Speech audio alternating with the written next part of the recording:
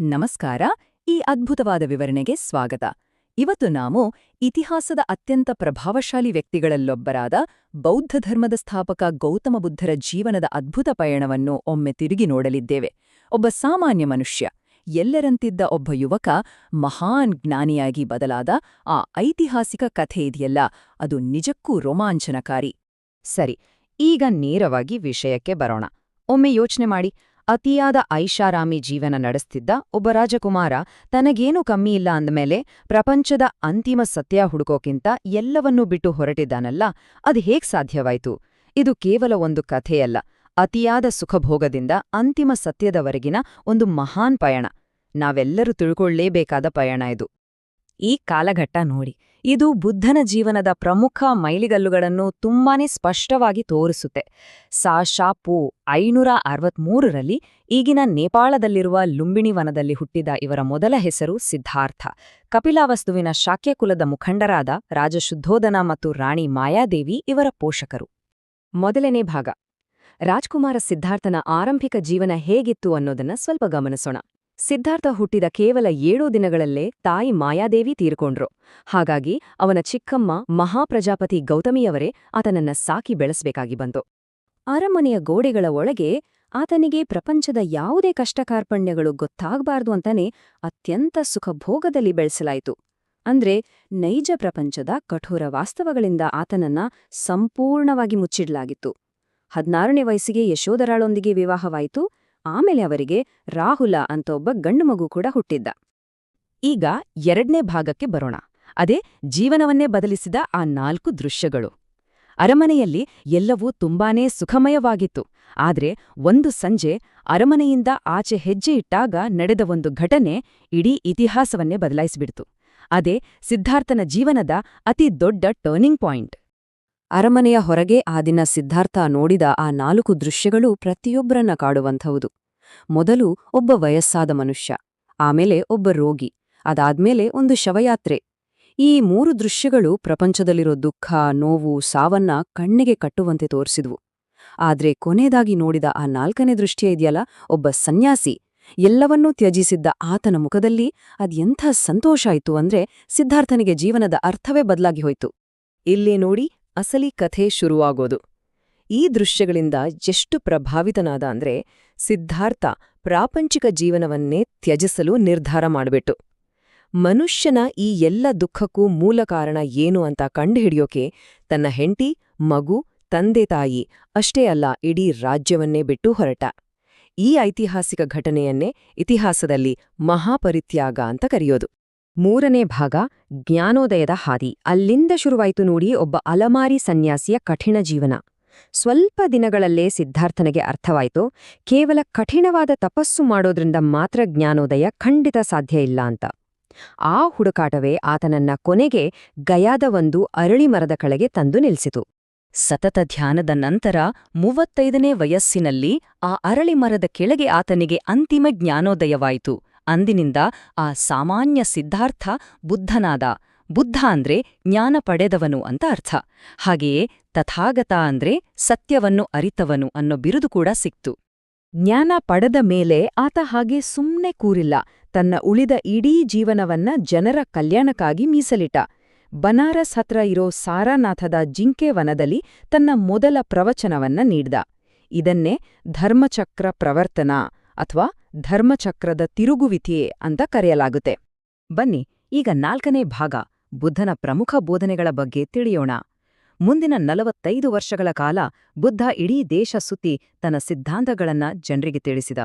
ನಾವಿಲ್ಲಿ ಅರ್ಥ ಮಾಡ್ಕೊಳ್ಬೇಕಾದ್ದು ಏನಂದ್ರೆ, ಈ ಬೋಧನೆಗಳು ಬರೀ ತತ್ವಜ್ಞಾನ ಆಗಿರ್ಲಿಲ್ಲ, ಬದಲಾಗಿ ಪ್ರಪಂಚದ ದುಃಖ ಅನ್ನೋ ಕಾಯಿಲೆಗೆ ಕೊಟ್ಟ ಒಂದು ಪರ್ಫೆಕ್ಟ್ ಮದ್ದಾಗಿತ್ತು.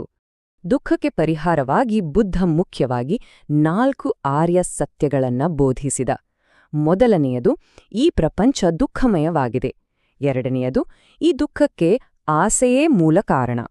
3ನೆಯದು, ಈ ಆಸೆಯನ್ನ ನಿಗ್ರಹಿಸಿದರೆ ಪುನರ್ಜನ್ಮವನ್ನ ಕೊನೆಗಾಣಿಸಬಹುದು. ಮತ್ತು ಕೊನೆಯದಾಗಿ, ಅದಕ್ಕಾಗಿ ಒಂದು ನಿರ್ದಿಷ್ಟ ಮಾರ್ಗವನ್ನ ಅನುಸರಿಸಬೇಕು ಅನ್ನೋದನ್ನ ಬಹಳ ಸ್ಪಷ್ಟವಾಗಿ ವಿವರಿಸಿದ.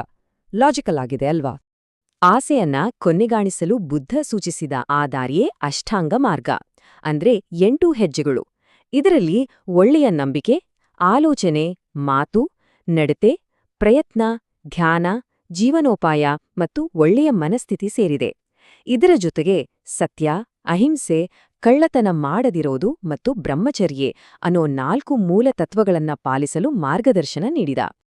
ಈಗ ಇಲ್ಲಿ ಗಮನಿಸಬೇಕಾದ ಅತಿ ಮುಖ್ಯವಾದ ಹಾಗೂ ಕ್ರಾಂತಿಕಾರಿ ವಿಷಯ ಅಂದ್ರೆ ಬುದ್ಧ ಅಂದಿನ ಸಮಾಜದಲ್ಲಿದ್ದ ಕಂದಾಚಾರಗಳನ್ನ ನೇರವಾಗಿ ವಿರೋಧಿಸಿದ್ದು. ಬರೀ ಧರ್ಮಾಚರಣೆ ಮತ್ತು ಪ್ರಾಣಿಬಲಿಗಳಿಗಿಂತ ಮನುಷ್ಯನ ನಡತೆಗೆ ಅತಿ ಹೆಚ್ಚು ಮಹತ್ವ ಕೊಟ್ರು. ಜಾತಿ ಪದ್ಧತಿಯನ್ನಂತೂ ಬಲವಾಗಿ ವಿರೋಧಿಸಿ ಸಮಾನತೆಯನ್ನ ಎತ್ತಿ ಹಿಡಿದ್ರು. ಅಷ್ಟೇ ಅಲ್ಲ, ಬೌದ್ಧ ಸಂಘಕ್ಕೆ ಎಲ್ಲಾ ಜಾತಿಯ ಪುರುಷರಿಗೂ ಹಾಗೂ ಸ್ತ್ರೀಯರಿಗೂ ಮುಕ್ತ ಪ್ರವೇಶ ಇತ್ತು ಅನ್ನೋದು ನಿಜಕ್ಕೂ ಒಂದು ದೊಡ್ಡ ಬದಲಾವಣೆ. 5ನೇ ಭಾಗ ಬೌದ್ಧ ಧರ್ಮದ ಪ್ರಸಾರ. ಇಂಥ ಕ್ರಾಂತಿಕಾರಿ ಹಾಗೂ ಸರಳ ತತ್ವಗಳಿದ್ದ ಮೇಲೆ ಅದು ಸುಮ್ಮನೆ ಇರುತ್ತಾ? ಖಂಡಿತ ಇಲ್ಲ. ಇದು ಕೇವಲ ಭಾರತಕ್ಕೆ ಮಾತ್ರ ಸೀಮಿತವಾಗದೆ ಗಡಿಗಳನ್ನ ದಾಟಿ ಚೀನಾ, ಟಿಬೆಟ್, ಮ್ಯಾನ್ಮಾರ್, ಸಿಲೋನ್ ಹಾಗೂ ಆಗ್ನೇಯ ಏಷ್ಯಾದಾದ್ಯಂತ ಕಾಡ್ಗಿಚ್ಚಿನಂತೆ ವೇಗವಾಗಿ ಹರಡಿತು. ಇಷ್ಟು ವೇಗವಾಗಿ ಪ್ರಸಾರವಾಗೋಕೆ ಕಾರಣವಾದರೂ ಏನು? ಮೊದಲನೆಯದಾಗಿ ತತ್ವಗಳು ತುಂಬಾನೇ ಸರಳವಾಗಿದ್ವು. ಸಂಸ್ಕೃತದ ಬದಲು ಜನಸಾಮಾನ್ಯರು ಆಡುತ್ತಿದ್ದ ಪಾಲಿ ಮತ್ತು ಪ್ರಾಕೃತ ಭಾಷೆಗಳಲ್ಲೇ ಬೋಧನೆ ಮಾಡಿದ್ದು ಜನರಿಗೆ ಹತ್ತಿರವಾಯಿತು. ಜೊತೆಗೆ ಸಂಘಗಳ ಮೂಲಕ ಸನ್ಯಾಸಿಗಳು ಮಾಡಿದ ಅಪಾರ ಸೇವೆ ಹಾಗೂ ಅಶೋಕ, ಕಾನಿಷ್ಕ, ಹರ್ಷವರ್ಧನರಂತಹ ಮಹಾನ್ ಸಾಮ್ರಾಟರು ನೀಡಿದ ರಾಜಾಶ್ರಯ ಈ ಧರ್ಮವನ್ನ ತುತ್ತತುದಿಗೆ ಒಯ್ತು. ಆಮೇಲೆ ಬೌದ್ಧ ಧರ್ಮವನ್ನ ಸಾಂಸ್ಥಿಕವಾಗಿ ಸಂಘಟಿಸಲು 4 ಪ್ರಮುಖ ಸಮ್ಮೇಳನಗಳು ನಡೆದವು. ರಾಜಗೃಹ, ವೈಶಾಲಿ, ಪಾಟಲಿಪುತ್ರದಲ್ಲಿ ಮೊದಲ 3 ಸಮ್ಮೇಳನಗಳು ನಡೆದರೆ, ಕಾಶ್ಮೀರದ ಕುಂಡಲವನದಲ್ಲಿ ನಡೆದ ಈ 4ನೇ ಸಮ್ಮೇಳನ ಬಹಳ ಪ್ರಮುಖವಾಗಿದೆ. ಯಾಕಂದ್ರೆ ಇಲ್ಲೇ ಬೌದ್ಧ ಧರ್ಮವು ಹೀನಾಯಾನ ಮತ್ತು ಮಹಾಯಾನ ಅಂತ 2 ಪ್ರತ್ಯೇಕ ಪಂಗಡಗಳಾಗಿ ಒಡೆದೋಯಿತು. ಈಗ ನಾವು 6ನೇ ಹಾಗೂ ಅಂತಿಮ ಘಟ್ಟಕ್ಕೆ ಬಂದಿದ್ದೇವೆ: ಪರಂಪರೆ ಮತ್ತು ಶಾಶ್ವತ ಪ್ರಭಾವ. 2500 ವರ್ಷಗಳ ಹಿಂದಿನ ಈ ತತ್ವಗಳು ಇಂದಿಗೂ ನಮ್ಮ ಸಾಹಿತ್ಯ ಮತ್ತು ಕಲೆಯ ರೂಪದಲ್ಲಿ ಹೇಗೆ ಜೀವಂತವಾಗಿವೆ ಅನ್ನೋದನ್ನ ನೋಡೋದು ತುಂಬಾನೇ ಇಂಟ್ರೆಸ್ಟಿಂಗ್ ಆಗಿದೆ. ಬುದ್ಧನ ಬೋಧನೆಗಳನ್ನ ವಿನಯ, ಸುತ್ತ ಮತ್ತು ಅಭಿಧಮ್ಮ ಅನ್ನೋ 3 ತ್ರಿಪಿಟಕಗಳಲ್ಲಿ ಸಂಗ್ರಹ ಮಾಡಲಾಗಿದೆ. ಇವು ಬೌದ್ಧ ಧರ್ಮದ ಅತ್ಯಂತ ಪವಿತ್ರ ಗ್ರಂಥಗಳು. ಇದಲ್ಲದೆ ಕಲೆ ಮತ್ತು ವಾಸ್ತುಶಿಲ್ಪಕ್ಕಂತೂ ಇವರ ಕೊಡುಗೆ ಅಪಾರ. ಸಾಂಚಿ, ಅಮರಾವತಿಯ ಸ್ತೂಪಗಳು, ಅಜಂತಾದ ವಿಗ್ರಹಗಳು ಹಾಗೂ ನಾಸಿಕ್, ಕಣ್ಹೇರಿಗಳಲ್ಲಿರುವ ವಿಹಾರಗಳು ಇವತ್ತಿಗೂ ನಮ್ಮನ್ನ ಬೆರಗುಗೊಳಿಸ್ತವೆ ಅಲ್ವಾ? ಅಂದಹಾಗೆ ಇಲ್ಲೊಂದು ಭಾರಿ ಅಚ್ಚರಿಯ ವಿಷಯ ಇದೆ ನೋಡಿ.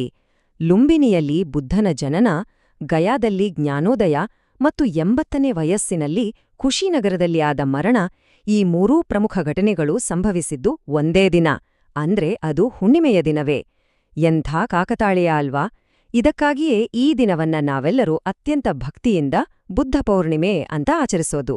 ಬುದ್ಧನ ಪ್ರಭಾವ ಎಷ್ಟಿತ್ತಂದ್ರೆ ಪ್ರಸಿದ್ಧ ಕವಿ ಎಡ್ವಿನ್ ಆರ್ನಾಲ್ಡ್ ಬುದ್ಧನನ್ನ ಏಷ್ಯಾದ ಬೆಳಕು ಅಂತಲೇ ಕರೆದಿದ್ದಾರೆ.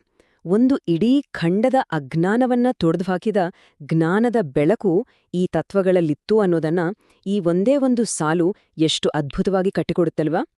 ಈಗ ಈ ಸಂಪೂರ್ಣ ವಿವರಣೆಯನ್ನ ನೋಡಿದ ಮೇಲೆ ನಮಗೊಂದು ಪ್ರಶ್ನೆ ಖಂಡಿತ ಕಾಡುತ್ತೆ. ಬುದ್ಧ ಅಂದೇ ಹೇಳಿದ ಹಾಗೆ ಆಸೆಯೇ ದುಃಖಕ್ಕೆ ಮೂಲ ಕಾರಣ ಅನ್ನೋ ಮಾತು ಇವತ್ತಿನ ಈ ವೇಗದ ಸ್ಟ್ರೆಸ್ಫುಲ್ ಬದುಕಿಗೂ ಅಷ್ಟೇ ಸತ್ಯ ಅಲ್ವಾ? ಹಾಗಾದ್ರೆ ನಮ್ಮ ದೈನಂದಿನ ಜೀವನದಲ್ಲಿ ಸ್ವಲ್ಪವಾದ್ರೂ ನೆಮ್ಮದಿ, ಶಾಂತಿಯನ್ನ ಕಂಡುಕೊಳ್ಬೇಕು ಅಂದ್ರೆ ನಾವೆಲ್ಲರೂ ಎಂತಹ ಅನಗತ್ಯ ಆಸೆಗಳನ್ನ ಬಿಡಬಹುದು? ಸ್ವಲ್ಪ ಯೋಚನೆ ಮಾಡಿ. ಈ ಒಂದು ಆಳವಾದ ಪ್ರಶ್ನೆಯನ್ನ ನಿಮ್ಗೆ ಬಿಡ್ತಾ ಇವತ್ತಿನ ಈ ಪ್ರಸ್ತುತಿಯನ್ನ ಮುಕ್ತಾಯಗೊಳಿಸ್ತಿದ್ದೇವೆ. ಕಲಿಯುವಿಕೆ ಹೀಗೆಯೇ ಮುಂದುವರಿಯಲಿ.